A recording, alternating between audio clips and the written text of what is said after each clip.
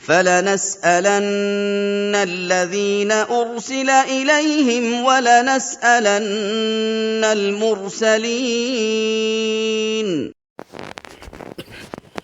الحمد لله نحمده ونستعينه ونستغفره ونعوذ بالله من شرور أنفسنا وسيئات أعمالنا من يهده الله فلا مضل له ومن يضلل فلا هادي له وأشهد أن لا إله إلا الله وحده لا شريك له وأشهد أن محمدا عبده ورسوله أما بعد فإن أحسن الحديث كتاب الله وأحسن الهدي هدي محمد صلى الله عليه وسلم وشر الأمور محدثاتها وكل محدثة بدعة وكل بدعة ضلالة وكل ضلالة في النار اللهم أجرني وإياكم من النار.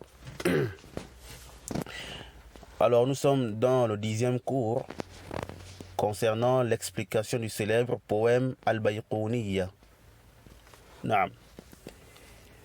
Après avoir expliqué les 3 premières conditions du hadith authentique, qui était la première partie de ces conditions, les conditions qu'on doit retrouver dans le hadith Ash-Shurut al-Thubutiyya, on passe donc à la deuxième partie, Ash-Shurut al-Salbiyya, les conditions qu'on ne doit pas retrouver dans le hadith. Naam. Nous avons en premier Intifa al-Shudhuz, ou comme a dit Al-Bayqouni, Walam Yashudha.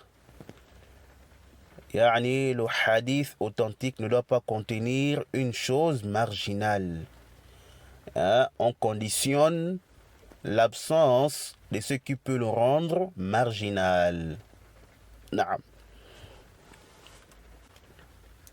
Tout d'abord, dans ce poème, nous remarquons qu'il y a parfois des différences au niveau de la prononciation de certains termes. Naam. Et il y a souvent des frères qui posent la question par rapport à ça. Et même certaines sœurs. Naam. Alors, tel que ce mot-là, on voit dans certaines copies, ou on retrouve dans certaines copies, Walam Yashudha. Walam Yashudha.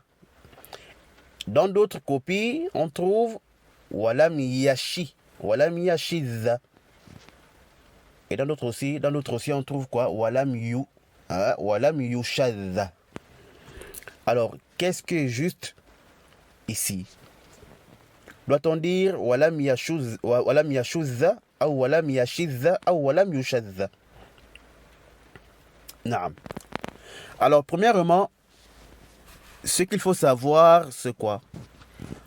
Quand on dit l'un de ces trois-là, aïe, Walam Yashudha, ou Walam Yashidha, ou Walam Yushadha, peu importe ce qu'on dit ici, c'est juste. Voyez-vous? Ce n'est pas une erreur. C'est clair? Deuxièmement, la version Walam Yushadha, ou dans les copies dans lesquelles on retrouve Walam Yushadha, ceux qui ont dit ça dans cette forme-là, c'est parce qu'ils voulaient, n'est-ce pas, mettre les deux verbes qui se suivent à la même forme. Yani mabniyu lil majhul ou mabni lima lam yusamma fa'iluhu. Donc ils ont dit quoi? Walam yushadha ou yu'al. Vous voyez, donc ils ont mis les deux verbes là qui se suivent, n'est-ce pas, à la même forme, pour que les deux soient de la même forme. Vous voyez, la forme ou la voix passive. Voyez-vous, c'est pourquoi ils ont dit Walam yushadha. Vous voyez. Donc ici on va traduire en disant qui n'a pas été rendu marginal. Voyez-vous. Troisièmement, quant à Walam Yashidha et Walam Yashudha, ici là, c'est un problème au niveau de quoi? De la conjugaison. Certains disent Shadha Yashidhu et d'autres disent Shadha Yashudhu. Voyez. Et on a certains verbes comme ça en arabe où il y a parfois des divergences dans le wazn dans lequel on doit placer le verbe. Et parfois les deux sont disables. Naam. Donc si on dit ici là, shadha yashidhu, bikasri shin, yashidhu, ça c'est quoi? Ça c'est dans le wazn fa'ala yaf'ilu. Et si on dit shadha yashudhu, bidammi shin, là c'est dans le wazn fa'ala yaf'ulu. C'est clair ça? Non. C'est pourquoi quand vous retournez dans Lisan al-Arab, Ibn Manzour, dans le tome 3, à la page 494, il a dit ceci.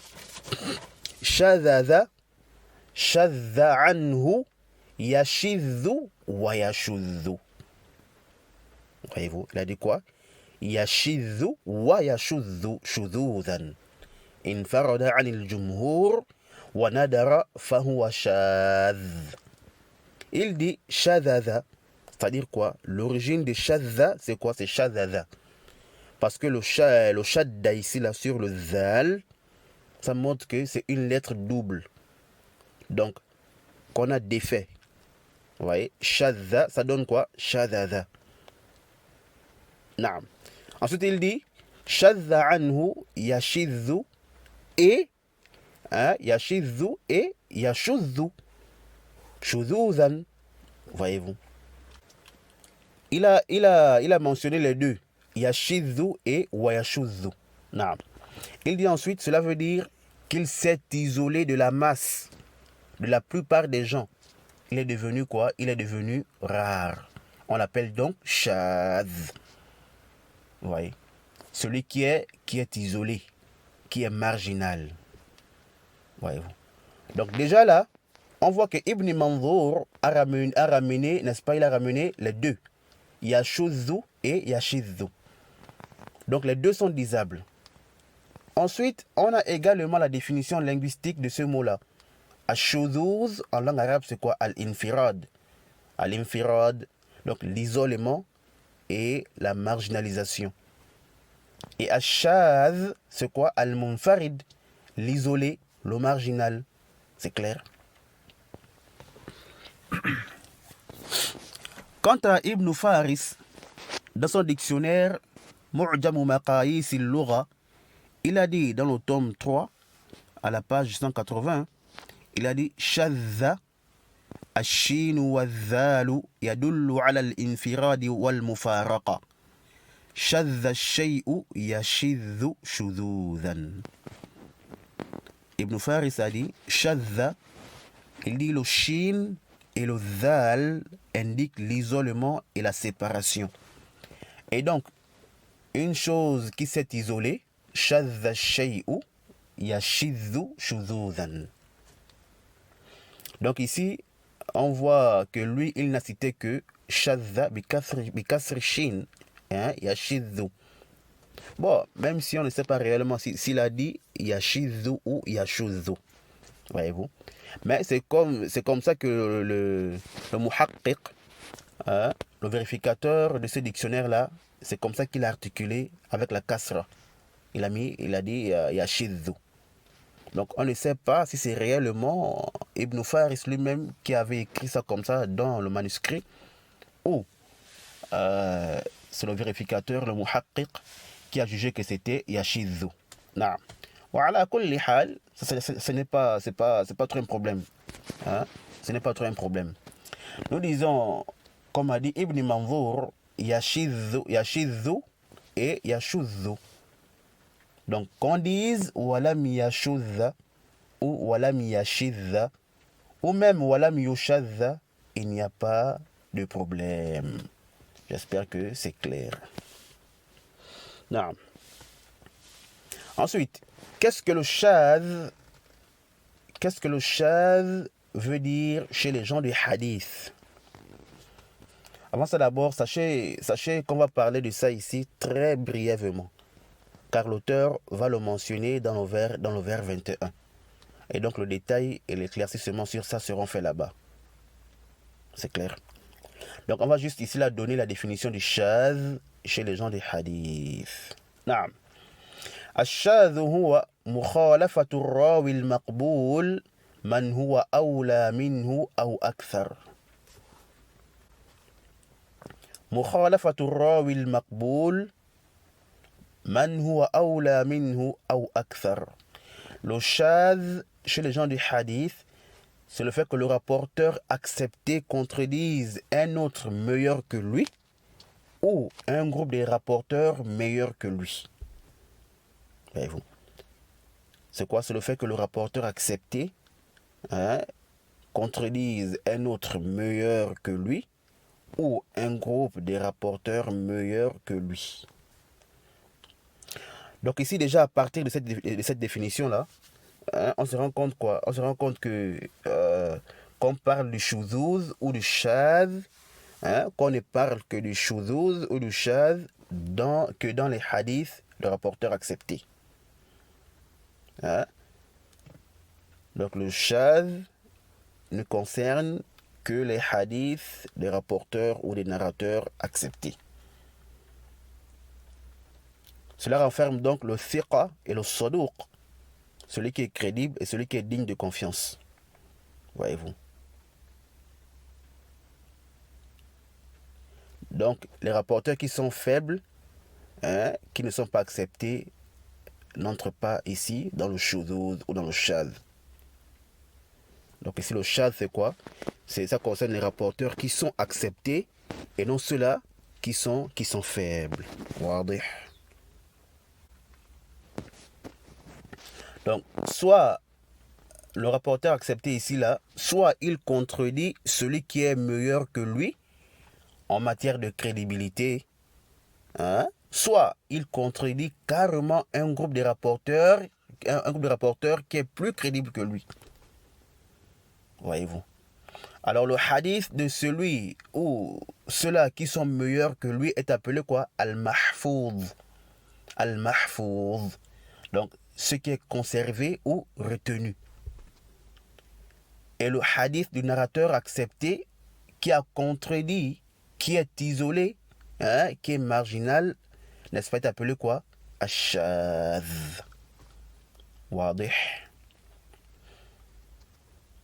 Donc voici ce qu'on peut dire en bref sur cette condition que nous allons développer plus tard quand l'auteur Al-Bayquni va la mentionner dans le vers numéro 21. Non.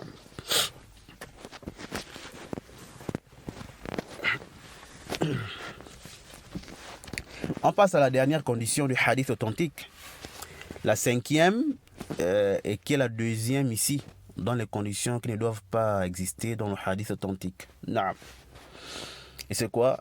Intifa'ul illah. L'absence des défauts. Et comme a dit Al-Bayquni, ou yu'al. Naam. Al-illa, en langue arabe, c'est quoi? Al-marad, la maladie. Et le Cheikh Ibn Uthaymin, rahimahullah ta'ala, dans l'explication d'Al-Bayquniya, ou dans son explication d'Al-Bayquniya, a dit à la page 31, قوله أو يعل معناه أي يقدح فيه بعلة تمنع قبوله فإذا وجدت في الحديث علة تمنع قبوله فليس الحديث بصحيح. ومعنى العلة في الأصل هي وصف يوجب خروج البدن عن الاعتدال الطبيعي. وصف يوجب خروج البدن عن الاعتدال الطبيعي ولهذا يقال فلان فيه علة يعني أنه عليل مريض. فالعلة مرض تمنع من سلامة البدن والعلة في الحديث معناها قريبة من هذا وهي وصف يوجب خروج الحديث عن القبول لكن هذا الشرط يشترط فيه شرط زائد على ما قال المؤلف وهو أن يعل الحديث بعلة قادحة لأن الحديث قد يعل بعلة لا تقدح فيه. نعم. Le cheikh Ibn Uthaymin, qu'Allah lui fasse miséricorde, il dit, sa parole, aïe la parole d'Al-Bayquni, lorsqu'il a dit Aou yu'al, qu'il ne doit pas avoir de défauts, il dit que cela veut dire on désapprouve le hadith à cause d'un défaut qui empêche qu'on l'accepte. Si on trouve un défaut dans le hadith qui empêche qu'il soit accepté, alors le hadith n'est pas authentique. Naam. Il dit, et ce que veut dire al-illa à l'origine, c'est un qualificatif impliquant la sortie du corps de son état naturel.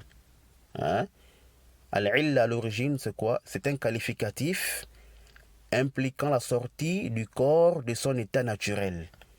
Raison pour laquelle on dit un tel a en lui une illa, pour dire qu'il est malade. La illa est donc une maladie qui empêche que le corps soit sain. Voyez-vous.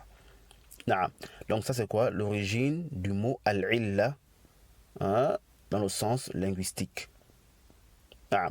Ensuite le cheikh dit, et le sens de la illa dans le hadith est proche de ça. Car c'est un qualificatif qui implique l'exclusion du hadith des catégories acceptées. Yani le hadith ne sera plus accepté, mais rejeté à cause de cette illa. Voyez-vous. Non. Le cheikh dit, mais une autre condition est ajoutée à ce qu'a dit l'auteur.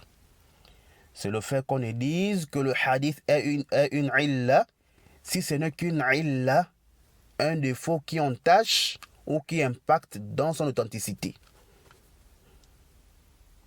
Car on peut dire que le hadith a une illa alors que ce n'est pas une illa qui l'entache. Non. Fin des propos du cheikh Ibn Uthaymin rahimahullah ta'ala. Alors la illa ici là, comme nous allons voir plus tard, se divise en deux. Illatun qadiha wa illatun ghayru qadiha. Nous avons une illa qui entache ou qui impacte sur le hadith. Et nous avons une autre illa qui n'impacte pas le hadith. Oui.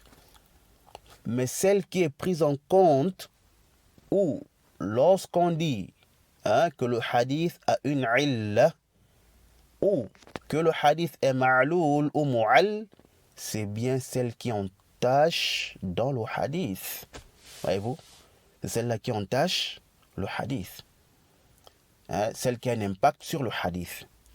Donc, ici, là, quand le cheikh Ibn Uthaymin rahimahullah ta'ala dit qu'on doit ajouter cette condition-là sur la parole d'Al-Bayquni, lorsqu'il a dit Aou yu'al, nous disons non. Non.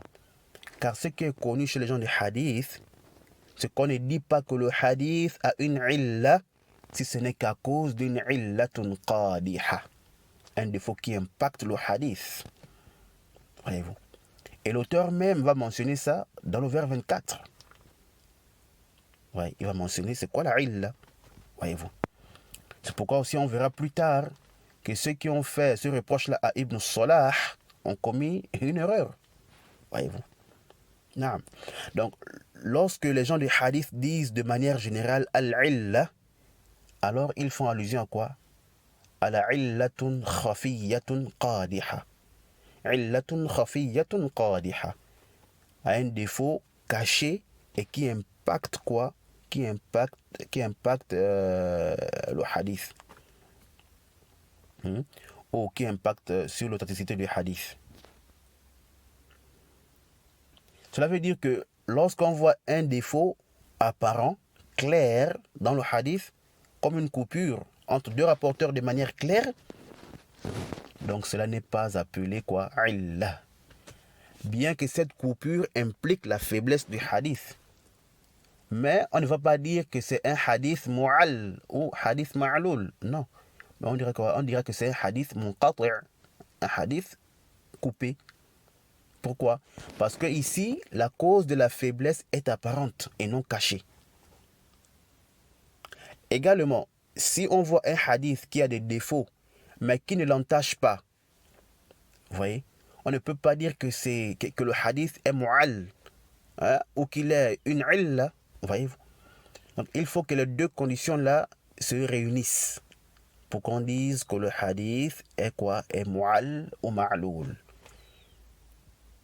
Hein, le fait que la illa, hein, le défaut soit caché et qu'il impacte le hadith.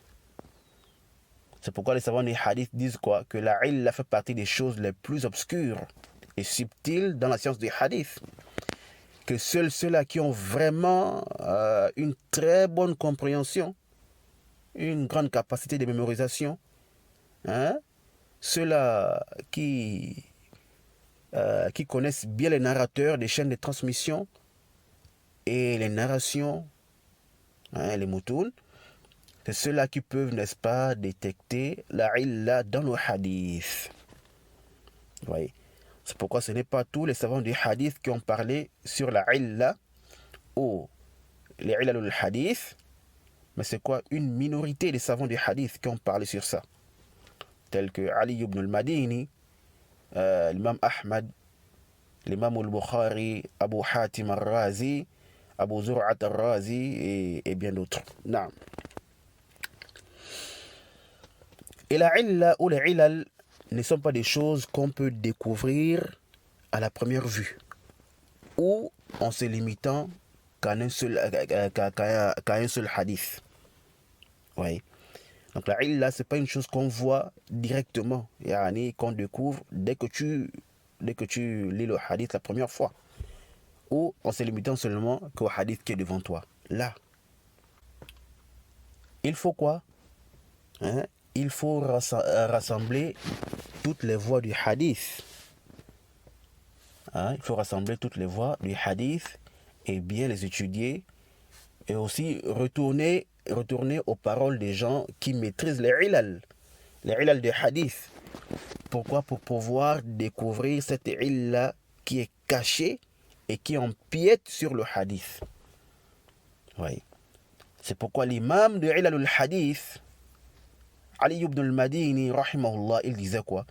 Il disait al-hadithu idha lam yujma' turuquhu lam yatabayyan khata'uhu. Et ça c'est clair.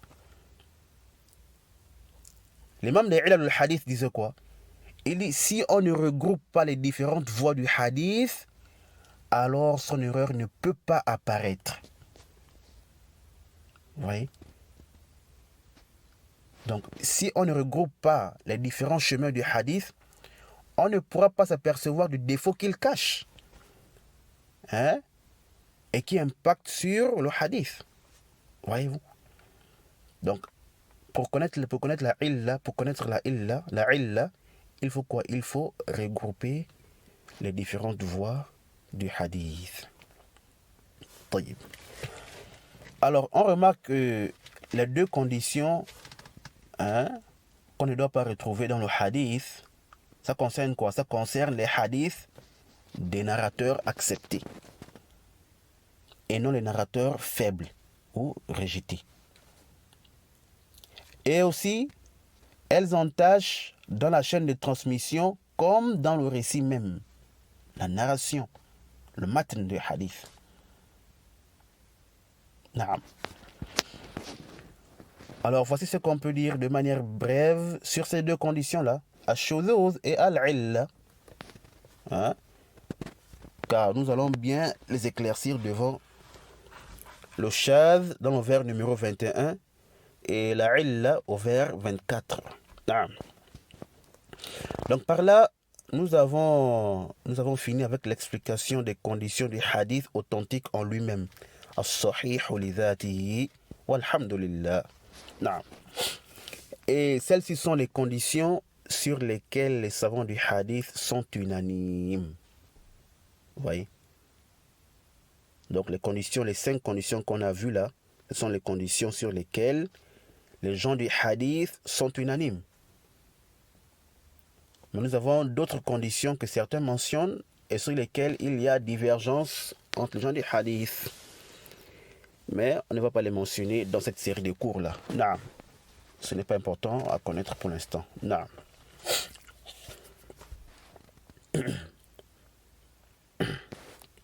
Taïb. Ici, là, quelqu'un peut poser la question de savoir si celles-ci sont les conditions du hadith authentique par consensus des gens du hadith. Hein? Pourquoi donc divergent-ils, n'est-ce pas, sur l'authenticité de certains hadiths? Parce que l'affaire est simple. Si les 5 conditions se réunissent, hein, si elles se réunissent, alors le hadith est authentique. Dans le cas contraire, non. Voyez-vous? Alors nous disons, bonne question. Non. Mais ce qu'il faut savoir, c'est quoi? C'est que le problème ne se situe pas au niveau des conditions elles-mêmes. Non. Car comme tu as dit, les savants sont unanimes sur les 5 conditions. Non.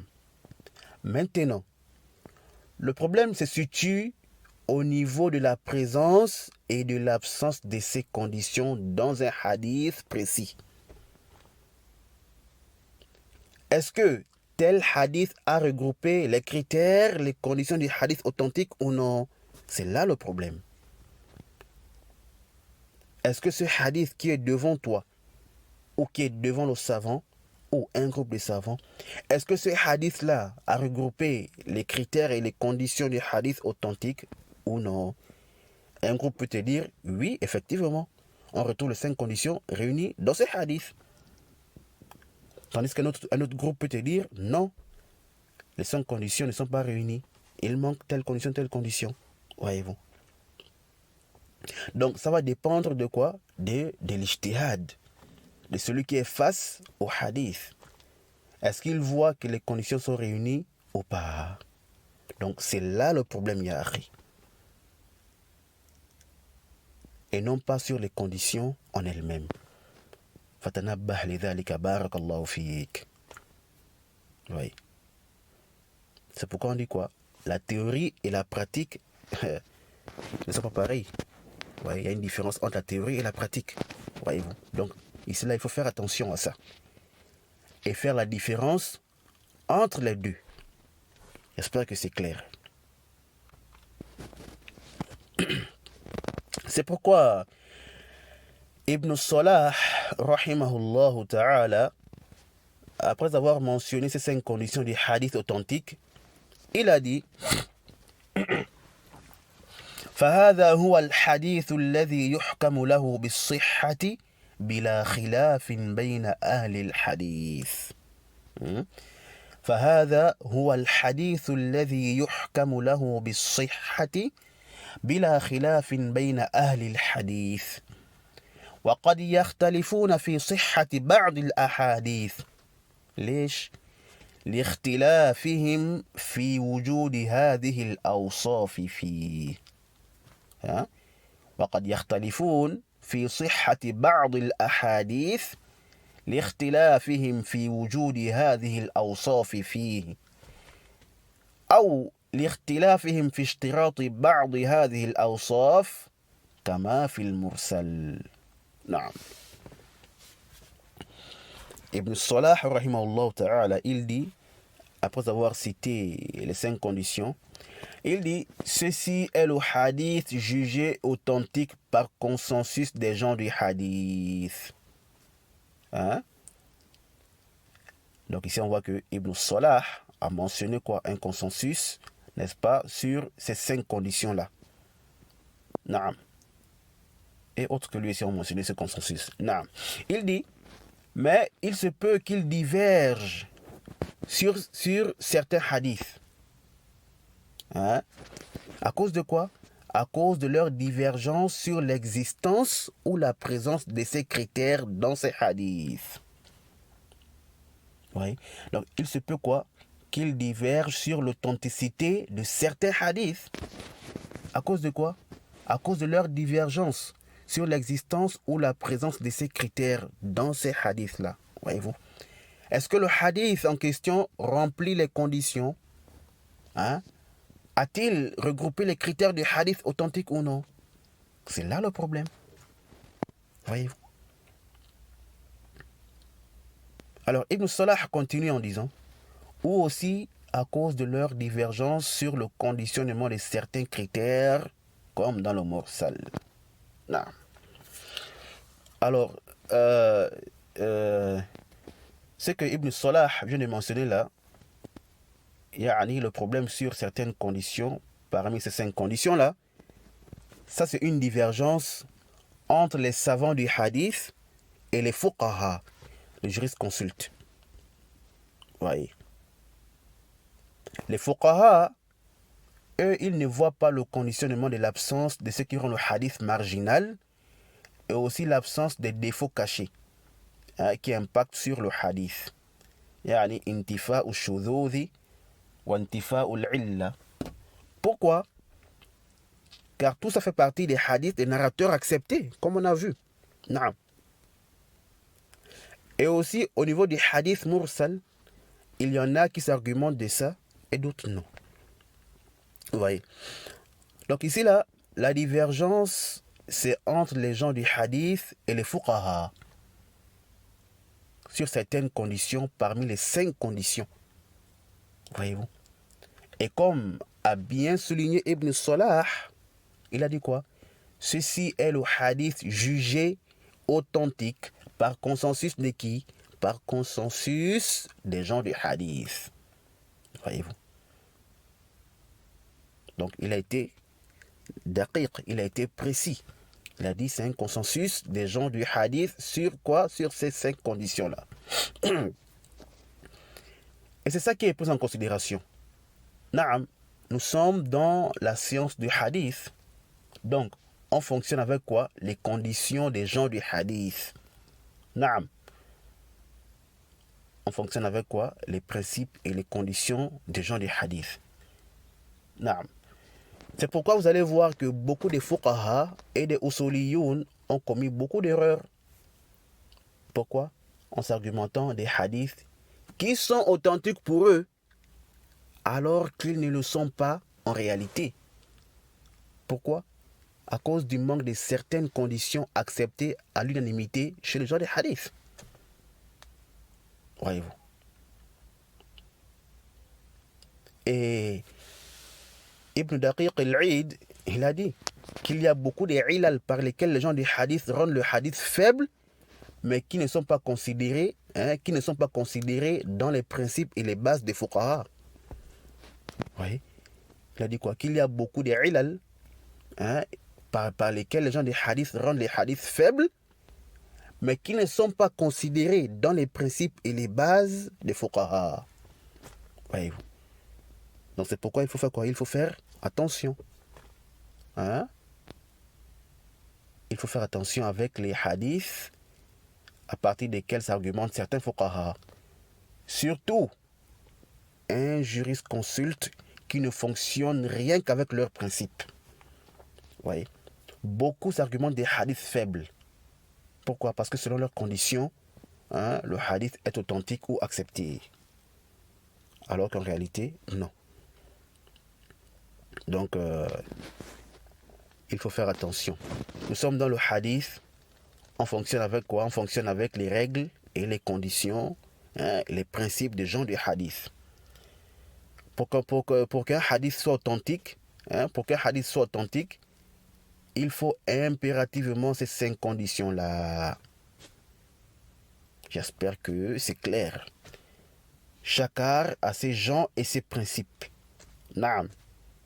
Et les gens ou les savants d'un art sont mieux placés pour parler de leur art. C'est clair.